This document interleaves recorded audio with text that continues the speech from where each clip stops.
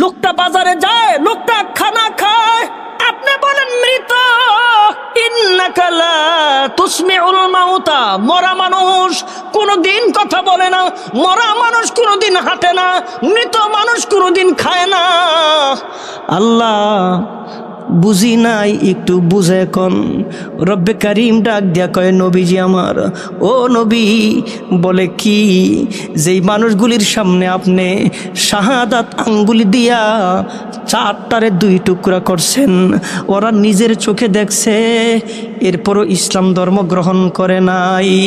যেই মানুষগুলি আপনার সামনে এত বড় বড় মুজিজা দেখছে, ইসলাম ধর্ম গ্রহণ করে নাই। আমি আল্লাহ পাকের ভাষায় ওরা মরা, ওরা মৃত। মৃত মানুষ কোনোদিন ইসলাম ধর্ম গ্রহণ করতে পারে না, মরা মানুষ কোনোদিন কালিমা গ্রহণ করতে পারে না। এরপরেও একদিন আবু জাহেল আইসা কয়, মুহাম্মদ, আজকে আমি ইসলাম ধর্ম গ্রহণ করব, আমার নবী খুশি, আমার নবী খুশি। আবু জাহেল কালিমা পড়ব, নবী আমার বড় খুশি। ও মুহাম্মদ, আমার হাতের ভেতরে কি, এটা যদি তুমি বলবার পারো, আমি কালিমা পড়ে মুসলমান হইব। আমার নবী খুশি। আল্লাহ কয়, নবী গো, খুশি হয়েন না, খুশি হয়েন না। লাহুম কুলুবুন লা ইয়াফকাহুনা বিহা ওয়া লাহুম আ'য়ুনুন লা ইউবসিরুনা বিহা ওয়া লাহুম আযানুন লা ইয়াসমাউনা বিহা উলাইকা কাল আনআমি বাল হুম আদাল উলাইকা হুমুল গাফিলুন। মোহর মাইরা দিছি আমি আল্লাহ। আমার নবী ডাক দিয়া কয়, আবু জাহেল রে, হাতের ভিতরে কি, আমি নবী না কইয়া হাতের ভিতরে যেটা, ওইটাই যদি কয় আমি নবী শেষ নবী, আমি নবী শ্রেষ্ঠ নবী, আমি নবী সেরা নবী, তাইলে কালিমা পড়া মুসলমান হবিনি। আমার নবী ডাক দিয়া কয়, ইয়া হাজার কুল, ও পাথর তুই ক মান আনা, আমি কে। এবার হাতের ভিতরে ওই পাথর, ওই পাথরের জবান আল্লাহ খুইলা দিছে। ওই পাথর ডাক দিয়া কয়, আনতা হাবিবুল্লাহ, আনতা রাসূলুল্লাহ, আনতা শাফিউল মুজনাবিন, আনতা রাহমাতুল লিল আলামিন। এবার আমার নবীর পক্ষে পাথর সাক্ষী দেওয়ার পরেও কালিমা পড়ে না, নসিবে নাই, কালিমা কেমনে পড়বে? পাশে বাড়ি, এই যে সামনে ঘর, একেবারে মুনাজাত পর্যন্ত এই জায়গায় আসতে পারবে না, বসতে পারবে না, শুনতে পারবে না। বলে কেন? তকদিরে নাই। আবার আল্লাহ তাআলা অনেক দূরের একজন মানুষের তকদিরে দিয়া দিছে, এই জায়গায় আইব, বইব। একটু জবান খুইলা জোরে বলেন, একটু জবান খুইলা জোরে বলেন, হেদায়েতের মালিক কে? এই আওয়াজ দিয়া, জোরে আওয়াজ দিয়া, জবান খুইলা জোরে বলেন, হেদায়েতের মালিক কে? আল্লাহ যদি দেয়, আল্লাহ যদি দেয়, আল্লাহ যদি দেয়। আবার যুবকরা মাহফিল দিছে না, হ্যাঁ গো, তো টেনশন নাই, হুজুর তাইয়া বই রইছে, হুজুর তাইয়া পড়ছে আগে। আলহামদুলিল্লাহ, এটা আমি দেখছি, এর আগেও দেখছি। হুজুরের মাহফিলে একটু আগেই যায়, এটাই নিয়ম। কত বক্তার অপেক্ষা বয়ে থাকে, বয়ে থাকে, বয়ে থাকে, আইতেই আছে, আইতেই আছে। হ্যাঁ, তো যুবকরা চিন্তা করতেছে, আমাকে হুজুর দায়ী পড়ছে, আমাকে হুজুর যখন ওয়াজ করবো তখন বয়ে উন, তাই না? শুই নেন, আপনাকে হুজুরের ভয় নেই, শুই নেন, অসুবিধা নাই তো। আমিও হুজুরের ব্যক্তিগতভাবে হুজুরের ভক্ত, আমি হুজুর অনেক পছন্দ করি। শোনেন, যেমনক যদি কেউ মক্কা যায়, যেমনক গেছে, উমরায় গেছে অথবা হজে গেছে, বিশেষ করে হজ, যেমনক গেছে, আল্লাহর দাওয়াত ছাড়া কলম যায় নাই। আল্লাহ দাওয়াত দিছে, এরপরে গেছে। এ হজে গেছে না, হ্যাঁ হজ হইব। আচ্ছা, আপনি কওয়ার কে, আমি কওয়ার কে? কেউ ঘটনা কি? এ নামাজ পড়ে, এর নামাজ হইব? আল্লাহ মাফ করতে চায়, আমরা মাফ করতে পারি না। ঘটনা কি? আল্লাহ কয় পাহাড় পরিমাণ তোর গুনাহ। আল্লাহ কয় তুই শেষরা হয়ে গেছস, তোর জীবন অন্ধকার হয়ে গেছে। আরে আয় আমার কাছে, আয় আমার কাছে, আমার কাছে আয়, আমার কাছে আয়, আমার ডাক একবার, একবার ডাক কন না আল্লাহ, কন। আরে জোরে কন আল্লাহ, জোরে কন। এই জীবনের সর্বোচ্চ শক্তি দিয়া জবান খুলে জোরে কন আল্লাহ। আল্লাহ কয় আমারে কো, আমারে কো, দিল থেকে কো আমারে। আল্লাহ কইলে কি হইব? আয় হায়, প্রতিটা মানুষের ডান কানে বাম কান্দে কিরামুন কাতিবি লাগাই দিছে আল্লাহ। ডান কাদের ফিরিস্তারে মহান আল্লাহ ডাইকা কয়, ও ফিরিস্তা, আমার বান্দার নেক আমলগুলি শুধু লিখতে থাকবি।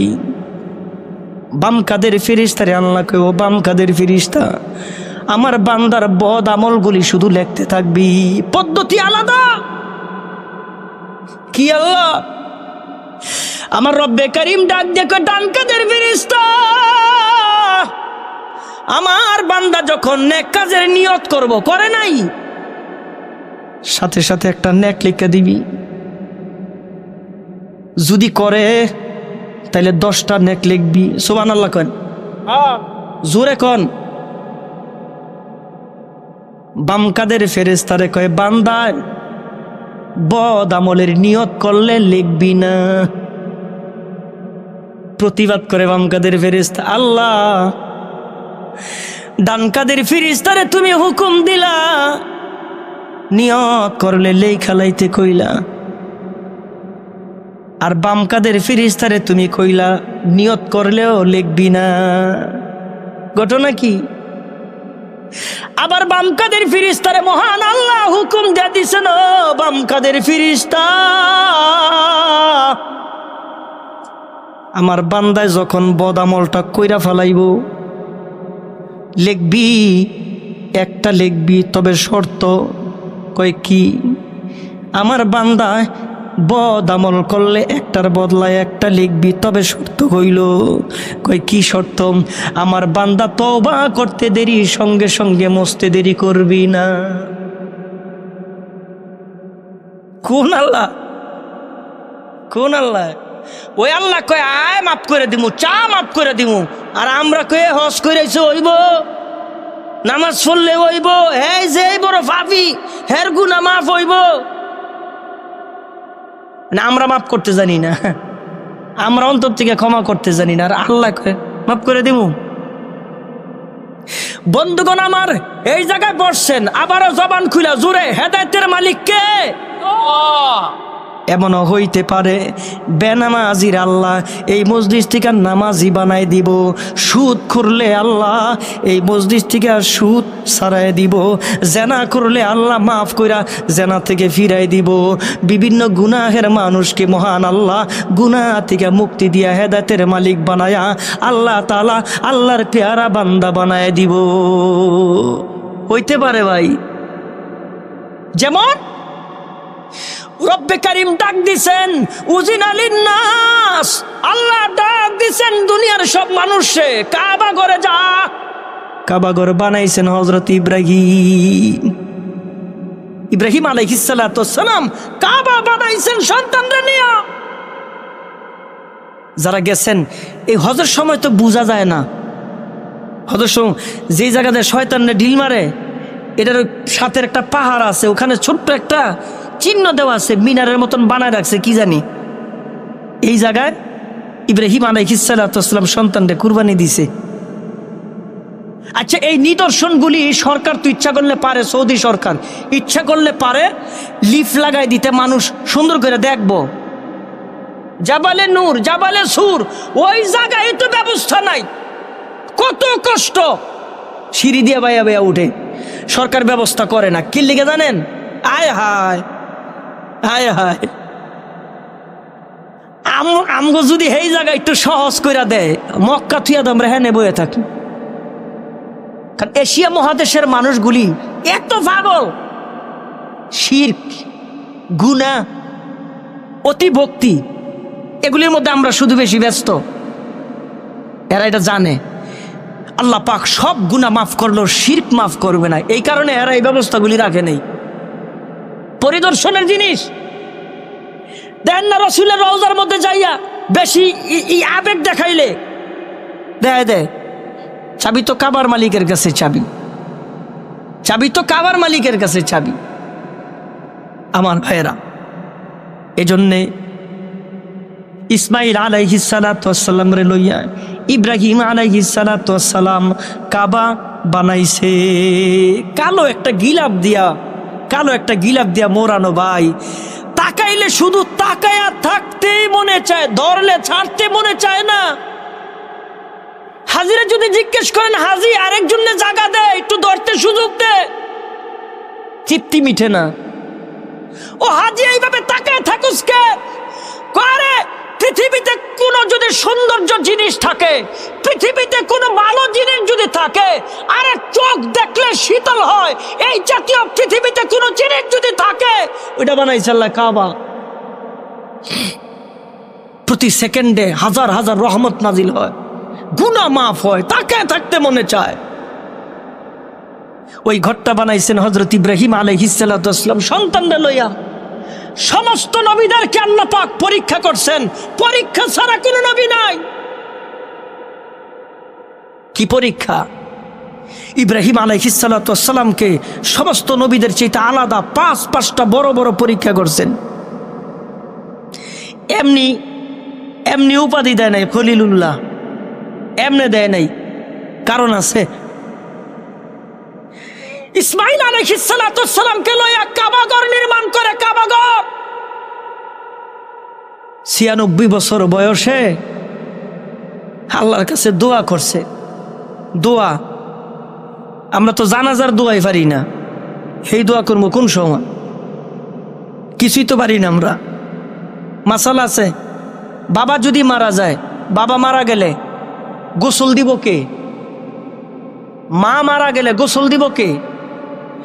কবর খনন করার জন্য আলাদা টিম আছে, কবর লাগবো ফোন দেয়া গো, কবর করে দিয়ে যাইব। গোসলের আলাদা লোক আছে, মহিলাগো আলাদা লোক আছে, গোসল করাই দিয়া যায় না।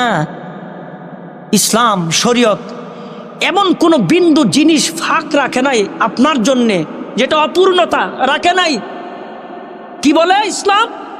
দিন কি বলে? বলে তোমার বাবা মারা গেছে, তুমি গোসল করাও, তুমি সন্তান গোসল করাও। কেমনে ওযু করাইতে হইব, কেমনে মুর্দারে কেমনে গোসল করাইতে হইব, করাও তুমি, ডইলা ডইলা গোসল করাও বাবারে। করাইলে হবে কি? সন্তান যদি বাবারে ডইলা ডইলা গোসল করায়, বাবার লাশটা যখন ডইলা ডইলা গোসল করাইব, আহা, মা মারা গেলে তার কন্যা সন্তান মেয়ে ডইলা ডইলা গোসল দিব, দিলে হবে কি? মোহাব্বত লাগবে, মোহাব্বত, ইব্রত হাসিল হবে। এমনি তো কয় নাই। এরপরে কাফন পরাও, জানাজার মাঠে নিয়ে যাও, নিলে যদি তুমি যোগ্য হও, যদি তুমি পারো, তাহলে জানাজাটা দাও। জানাজা দিলে রাসূল আরবি হাদিসে পাকে ইরশাদ করেন, সন্তান জানাজা দিলে এই বাবার কবরের মধ্যে শোয়াইতে দেরি, আল্লাহ পাক কবরে আযাব মাফ করতে দেরি করে না।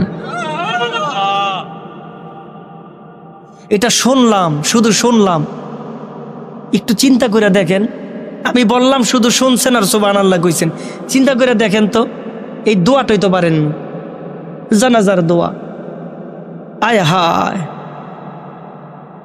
96 বছর বয়সে দোয়া কইরা আল্লাহর কাছে নেক সন্তান নিছে, নেক সন্তান চাইয়া লইছে, চাইয়া দিয়া দিছে আল্লাহ। নেক সন্তান দিয়া দিছে। কেমন নেক সন্তান জানেন? মিনার ময়দানে নিয়া ধোকা দিতে দিতে আনছে, মিনার ময়দানে নিয়া কুরবানি করব। এরপরে বাবা সন্তানের কাছে সব খুইলা কইছে। বাবা নবী, ভাবি নবী, ভবিষ্যৎ নবীর কাছে সব খুইলা কইছে। আল্লাহর স্বপ্নে দেখাইছে, আল্লাহর হুকুম এই, সাতাজিদুনি ইনশাআল্লাহ মিনাস সাবিরিন। কামারে ধৈর্যশীলের মধ্য থেকে পাইবেন। আমাগো সন্তান হইলে কি কইতে রে ভাই, যদি কয় যে তোরে জব করবো, আল্লাহ কইছে আমারে, হ্যাঁ, 3টা জায়গায় 3 জায়গায় হযরত জিবরাইল আমিন, শুকনো কথা, 3 জায়গায় হযরত জিবরাইল আমিন 600 ডানা উপর থেকে নিচে নামাইছে। 600 ডানা 3 বার দুনিয়ায়।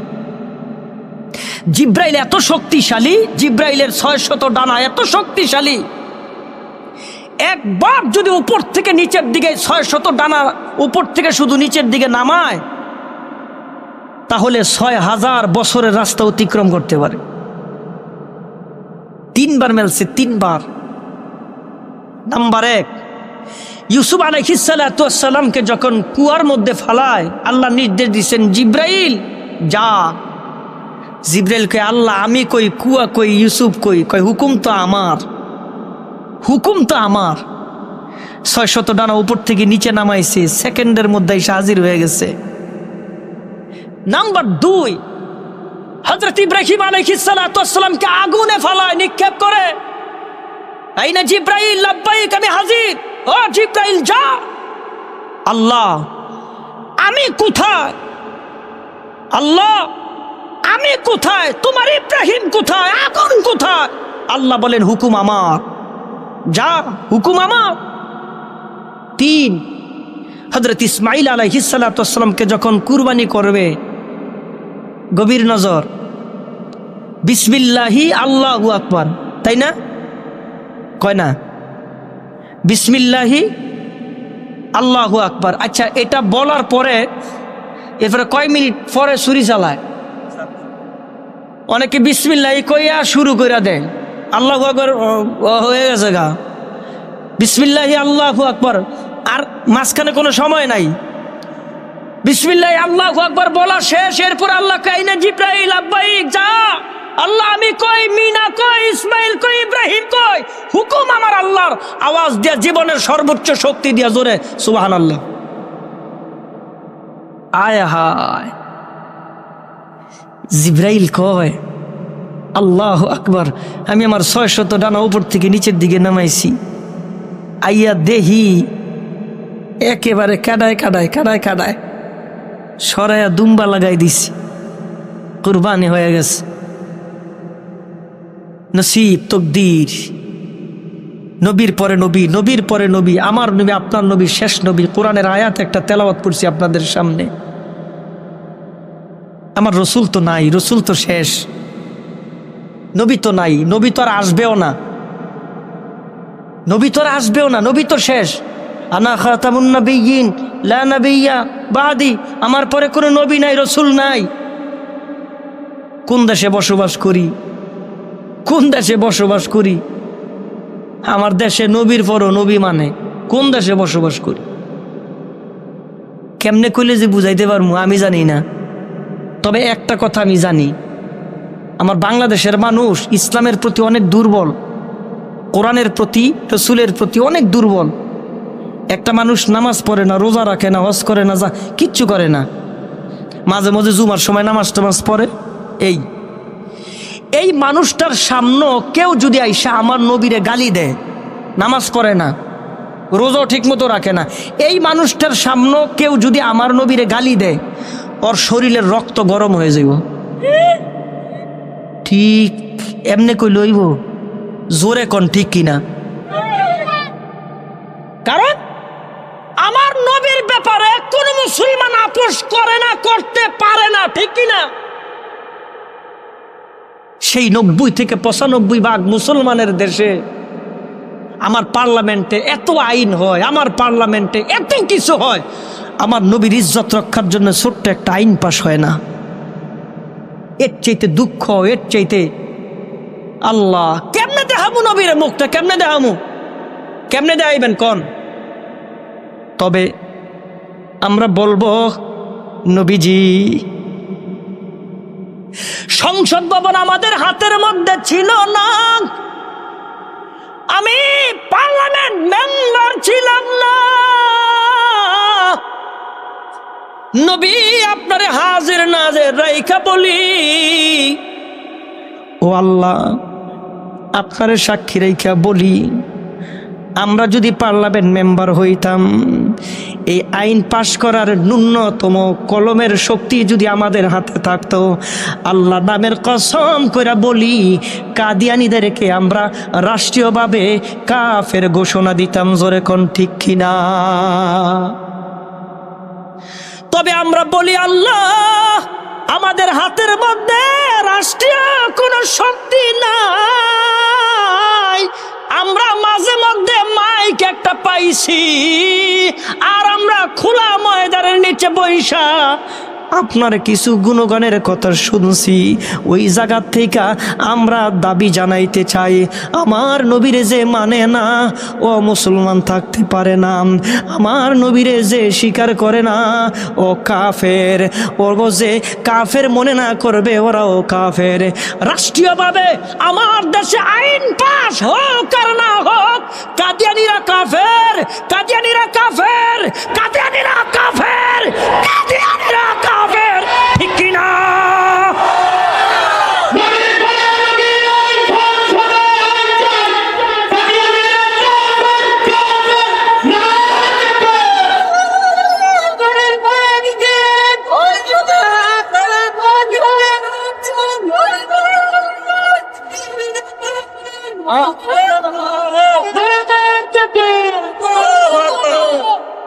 হে একলাই কইছে, আপনারা কোন নাই না? বেশি জজবার ঠেলায় একলাই কই লিছে, আপনারা কোন নাই। এবার আমি আপনাকে লইয়া কইবেন আমার লগে? হাত উড়ান। আর নবীর মোহাব্বতে আরে কি বকিল, হাত উড়া বেড়া, উড়া। হুজুরে আছে আছে ফারাই হাত দিবেন গেলে ওরা ব। কাদিয়ানীরা কাফের, কথা ঠিক? জোরে কথা ঠিক? আয় হায় হায়, আমার দেশে এত আইন পাস হয়, আমার দেশে বাবার জন্য আইন পাস হয়, আমার দেশে স্বামীর জন্য আইন পাস হয়, আমার দেশে একজন মানুষের জন্য আইন পাস হয়। আমার নবী গোটা পৃথিবীর মধ্যে শ্রেষ্ঠ নবী, ঠিক কিনা? আমার নবীরে যারা মানে না এরা কাফের, কোনো সন্দেহ নাই, কোনো সন্দেহ নাই। নবীর পরে কোন নবী জোরে শুনতে চায় আছে?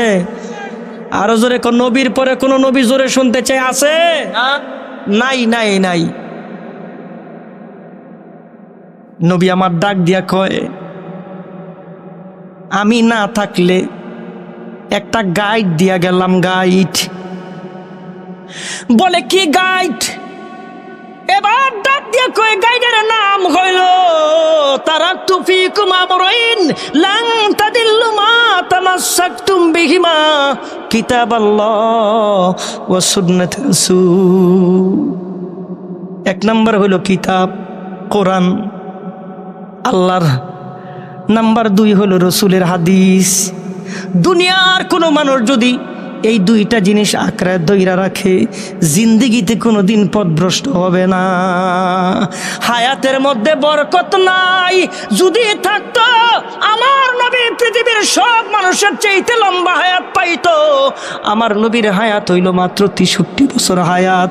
হযরতে আবু বকর কান্দে, ডাইকা কয় আবু বকর তুমি কেন কান্দো, একটু রহস্যটা দুনিয়ার মানুষের জানায়া দাও। আবু বকর কয় আমি যেটা বুঝছি, মহান আল্লাহ একটা ছোট্ট একটা নির্দেশনা দিয়া রসুলকে দুনিয়াতে পাঠাইছেন। ইসলাম পরিপূর্ণ হইয়া গেছে, দিন পরিপূর্ণ হইয়া গেছে। আমার মনে হয় আমার নবী আর দুনিয়াতে বাঁচবে না। আল-ইয়াওমা আকমালতু লাকুম দীনাকুম ওয়া আতমামতু আলাইকুম নি'মাতি ওয়া রাদিতু লাকুমুল ইসলাম দীনা। দিন পরিপূর্ণ হয়ে গেছে, ইসলাম পরিপূর্ণ হয়ে গেছে। আমার মনে হয় যেই কারণে আল্লাহ নবীরে দুনিয়াতে পাঠাইছে, আমার নবীর আর প্রয়োজন নাই, নবীরে উঠাই নিয়ে যাইব। আমার নবীর বিচ্ছেদ বেদনায় আমি কান্দি, এই নবী ছাড়া আমি আবু বকর কেমনে জমিনে থাকবো। এই ব্যাখ্যা শোনার পরে আবু বকর কান্দার সঙ্গে সঙ্গে উমরও কান্দে, উসমানও কান্দে, আলীও কান্দে, বেলালও কান্দে, সাহাবীরা কান্দে। এতক্ষণ ছিল মুখের মধ্যে হাসি, ইসলাম বিজয়ের হাসি, দিন বিজয়ের হাসি। আর আয়াতের ব্যাখ্যা যখন বুঝতে পারলো, এখন সবাই কান্দে, নবীর বিচ্ছেদ বেদনায় কান্দে। জানায়া দে হায়াতের মধ্যে কোনো বরকত নাই, হায়াতের মধ্যে কোনো লাভ নাই। লম্বা হায়াত পাইলো, কোনো কাম করলো না, কোনো লাভ নাই। আল্লাহ তাআলা এই 63 বছর হায়াতের মধ্যে যত নবী দুনিয়াতে আসছেন, যত পয়গম্বর দুনিয়াতে আসছে, আমার নবীর 63 বছর হায়াতে বরকত আর বরকত দিয়া দুনিয়ার সব কাজ কমপ্লিট করায়া আর সে আজিম পর্যন্ত মেরাজে লইয়া গেছে। জবান কইলা জোরে কোন সুবহানাল্লাহ। ওই দুইটা গাইড দিছে আমাদের সামনে, একটা হইল কোরআন আর একটা হইল হাদিস। জোরে কোন কোরআনের কথাগুলি কার? একটু জোরে কইতে হবে কার? এবার শোনেন, কোরআন যদি গড় থাকে বরকত, কোরআন যদি হাতে ধরেন বরকত, কোরআন যদি চুমা দেন বরকত, কোরআন যদি বুকের মধ্যে লাগান বরকত, তেলাওয়াত করতে পারেন আর না পারেন, এই কালামটা খুইলা যদি তাকায়া থাকেন শুধু বরকত আর বরকত। একটা সবক লইয়া যান, যারা তেলাওয়াত পারেন না, কোরআন শরীফ পড়তে যারা পারেন না, একদম সহজ একটা জিনিস, প্রতিদিন ওযু কইরা কোরআন শরীফটা লইবেন, একটা সুমা দিবেন, বুকের মধ্যে লাগাইবেন, এরপরে খুললা শুধু তাকাইবেন, এদিকে এদিকে তাকাইবেন। এ কামটা সহজ না কঠিন? বেশি কঠিন? জোরে সহজ না কঠিন? ওযু কইরা কোরআন শরীফ হাতে নিবেন, এটা ভালো করে মুছবেন, একটা চুমা দিবেন, বুকের মধ্যে লাগাইবেন, মাথার মধ্যে লাগাইবেন, এরপর এটারে খুইলা তেলাওয়াত করা লাগবে। তেলাওয়াত তো পারেন না, তেলাওয়াত করা লাগবে না, শুধু তাকায় তাকায় দেখবেন। এই আমলটা জোরে সহজ না কঠিন? কথা দিয়ে কয় না, সহজ না কঠিন? এই আমলটা কইরেন। এবার আপনাদের সামনে মালদ্বীপ বিজয় হওয়ার রহস্যটা বইলে আমি বিদায় নিব। মালদ্বীপ একটা দ্বীপের মধ্যে রাষ্ট্র, যার চতুর্পাশে শুধু সাগর আর সাগর। ছোট্ট একটা দ্বীপ মালদ্বীপ, সমস্ত জনগণ একসাথে কালিমা পড়ে মুসলমান হয়েছে, সব একসাথে হয়েছে। আরব দেশের একটা জাহাজ ওই সাগরের পাশ দিয়ে যাইতেছে, তুফান শিডর, 2 বার সবাই মারা গেছে। একটা তক্তার ওপরে, কাঠের ওপরে ভাসতে ভাসতে একটা বাচ্চা, নওজোয়ান বাচ্চা, ভাসতে ভাসতে মালদ্বীপের কিনারায় যাইয়া বাইচা গেছে। আরব দেশের বাচ্চা, বাচ্চাটা ছিল কোরআনের হাফেজ। মা বাবা আত্মীয় স্বজন কিছুক্ষণ আগেও সবাই ছিল, একসাথে সবাই শেষ, কিচ্ছু নাই। এখন তালাশ করতেছে মসজিদ, দেখা যায় মসজিদের মতন দৌড়ায় গেছে, গিয়া দেখে মসজিদ না গির্জা। পোপ বৃদ্ধ মানুষ, ওনারে সালাম দিছে, দিয়া বলতেছে, ওর ভাষায় বলতেছে আরবিতে, মালদ্বীপের ভাষা আর এর ভাষা বনে না, বুঝাইতেছে, বুঝতেছে। বোবায়ও কিন্তু কথা কয়, আতে বোবায়ও কিন্তু কথা কয়, মুখ দিয়ে ইশারা ইশারা দিয়ে কথা কয়। অনেকে আছে বোবার সাথে চলতে চলতে এর সব ভাষাই বুঝে। যারা ঘরের ফ্যামিলি আছে, মা সব বুঝে না বোবার কথা, হ্যাঁ কি কইছে এটা আপনি বুঝেন না, হ্যাঁ বুঝো। তো যতটুক পারছে বুঝাইছে। মা ছিল নাই, বাবা ছিল নাই, কিছুক্ষণ আগে আমার সব স্বপ্ন ছিল এখন শেষ। তো আমি কোরআনের হাফেজ। গির্জার পোপ বলতেছে, এই কথাটার কারো কাছে বইল না, তুমি যে মুসলমান কোরআনে হাফেজ, এটার কারো কাছে বইল না। বললো অসুবিধা আছে, জালেম বাদশা, ঠিক আছে তোমার থাকার ব্যবস্থা করব, তোমার খাবারের ব্যবস্থা করব। আচ্ছা, ওনার পরিচিত এক বাড়িতে যাইয়া মহিলারা বলছে, মা বাচ্চাটারে রাখো, বরকত হইব।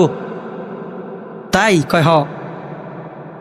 আমার সংসার চলে না, একটা কন্যা সন্তান নিয়ে কষ্টে আছি, আবার এই বাচ্চা পালবো কেমনে? রাখো, বরকত হইব। পিরাপিরি করতে রাইখা দিস। কাঠকাইটা জঙ্গলে কাঠকাইটা বিক্রি করে,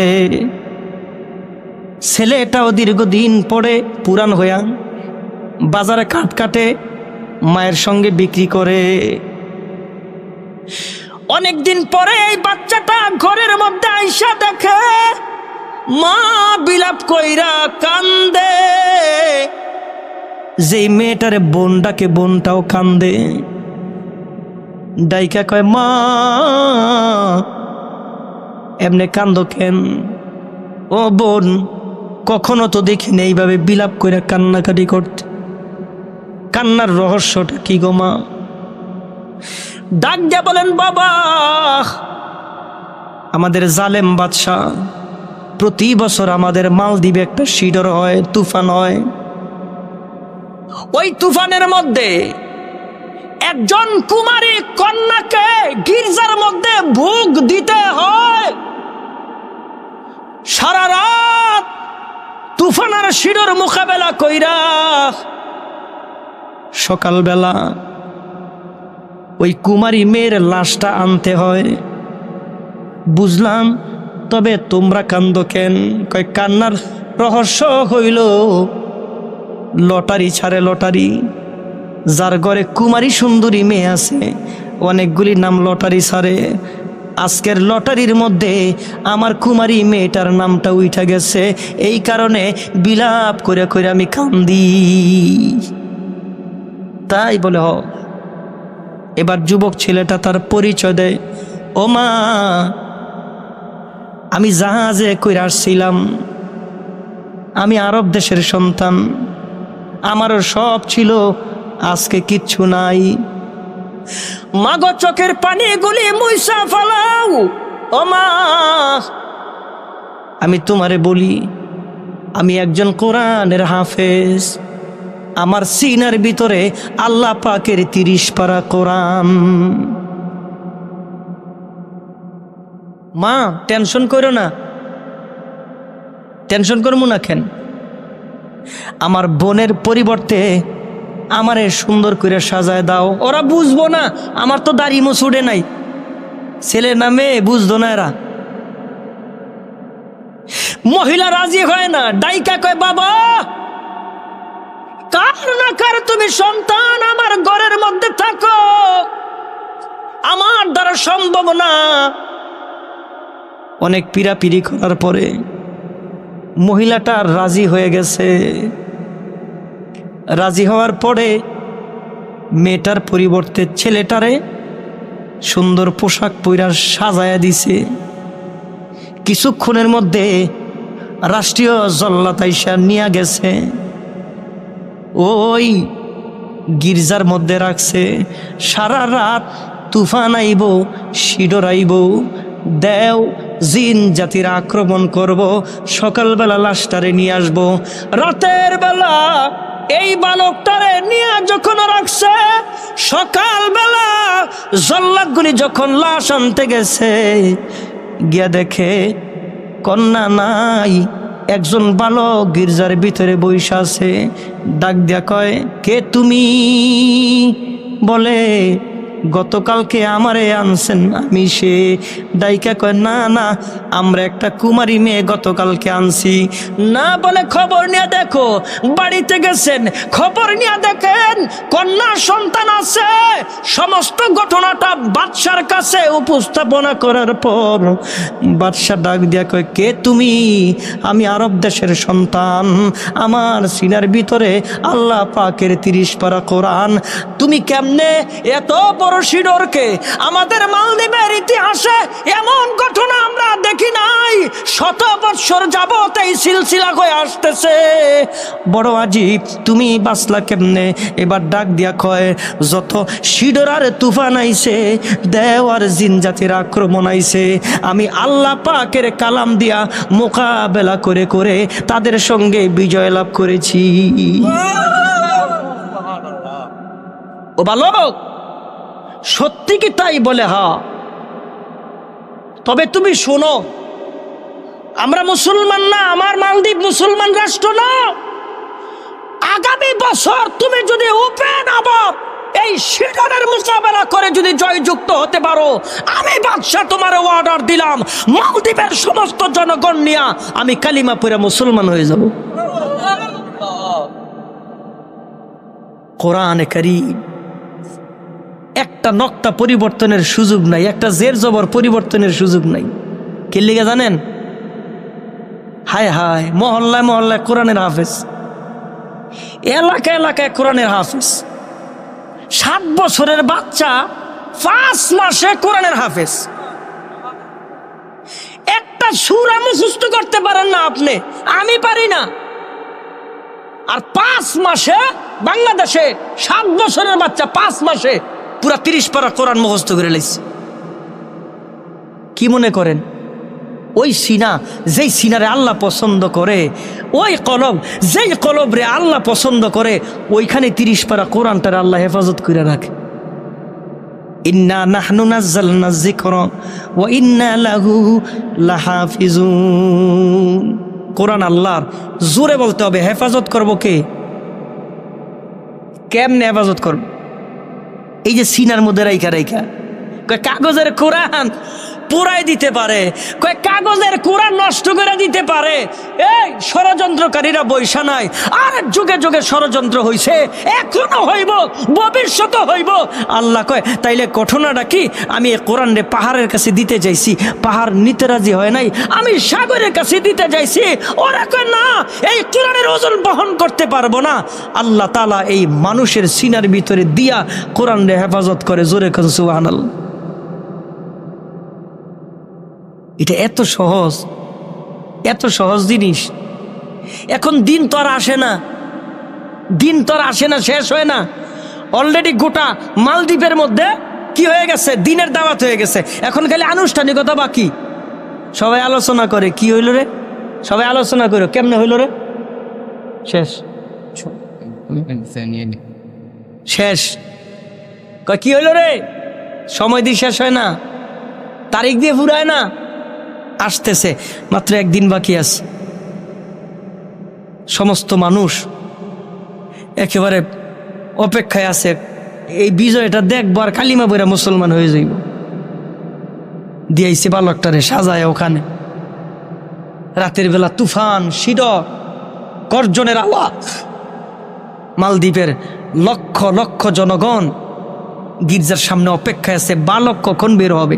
ওদেরও আত্মবিশ্বাস, বালক বিজয় হবে। কেন?